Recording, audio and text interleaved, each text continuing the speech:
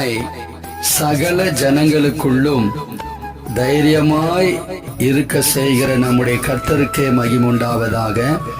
இன்றைக்கான கர்த்தருடைய வார்த்தை, நீங்கள் திடன் கொண்டு தைரியமாயிருங்கள்.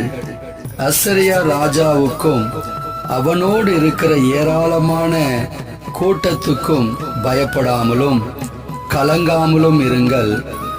அவனோடு இருக்கிறவர்களை பார்க்கிலும் நம்மோடு இருக்கிறவர்கள் அதிகம். 2 நாளாகமம் 32 கர்த்தர் தாமே நம்மை ஆசீர்வதிப்பாராக. ஆமென்.